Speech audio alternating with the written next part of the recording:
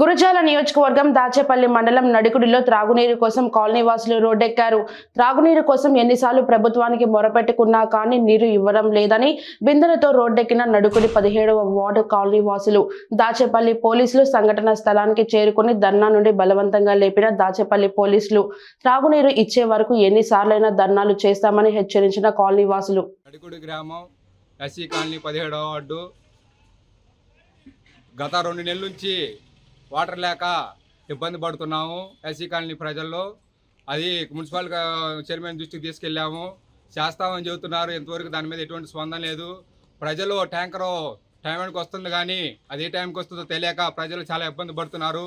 వాళ్ళు పనులు మానుకోడు కూడా ట్యాంకర్ కోసం ఎదురు చూసుకుంటూ ఉండాల్సిన పరిస్థితి వచ్చింది.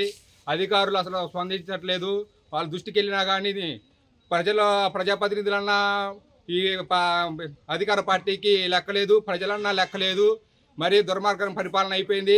ప్రజల ఇబ్బందులు కూడా పట్టించుకునే పరిస్థితిలో ఉన్నారు ఈ పార్టీ వాళ్ళు. మేము ఎన్నోసార్లు వాళ్ళ దృష్టికి తీసుకెళ్ళినా కానీ చేస్తామని చెబుతున్నారు కానీ అదంతే పెండింగ్లో పెడుతున్నారు. ప్రజలు చాలా ఇబ్బంది పడుతున్నారు. వాళ్ళు త్వరగా ఈ పైప్ లైన్ వేసి వాళ్ళకి మా నీరు అందించాల్సిన కోరుకుంటున్నాము. వాళ్ళు పనులు మానుకున్నల్లా ఇంటి దగ్గర ఉండి నీళ్ళు పట్టుకోవాల్సిన దుస్థితికి తీసుకొచ్చారు ఈ ప్రభుత్వం. అదేవిధంగా స్కూల్ బిల్డింగ్ కూడా ఇంతవరకు కట్టారు కానీ దాన్ని ఇంతవరకు ఫినిషింగ్ చేయలేదు. అదేమంటే నిధులు లేవు, వస్తాయని చెబుతున్నారు. పిల్లగాళ్ళు చాలా తాగునీరు తాగటానికి కూడా ఇబ్బంది పడుతున్నారు నీళ్ళు లేక.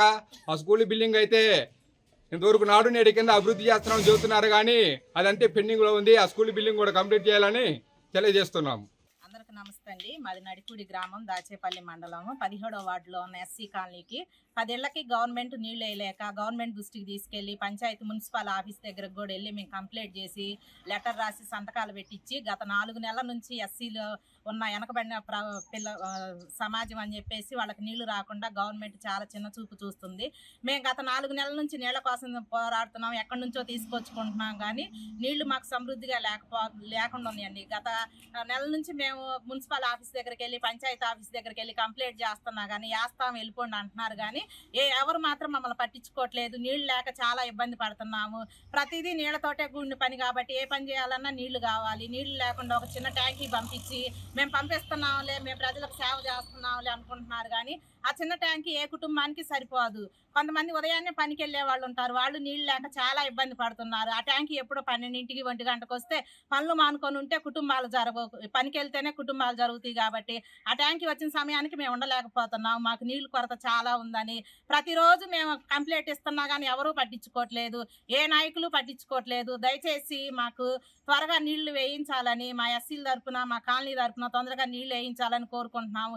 ఈ విధంగా చెప్పినా కానీ నీళ్లు కనుక వేయించలేకపోతే మళ్ళీ మేము ధర్నాలు చేస్తాము, మళ్ళీ ట్రాఫిక్ ఆపుతాము, రోడ్ల మీద కూర్చుంటాము. ఎందుకంటే మాకు చిన్నపిల్లలు ఉన్నారు. ఏ చేయాలన్నా కానీ మాకు నీళ్లతోటే కాబట్టి త్వరగా మాకు నీళ్ళ ట్యాంకీ వద్దు కానీ మాకు పైపులు వేసి మాకు ప్రతి కుటుంబానికి నీళ్లు సమృద్ధిగా ఇవ్వాలని కోరుకుంటున్నామండి.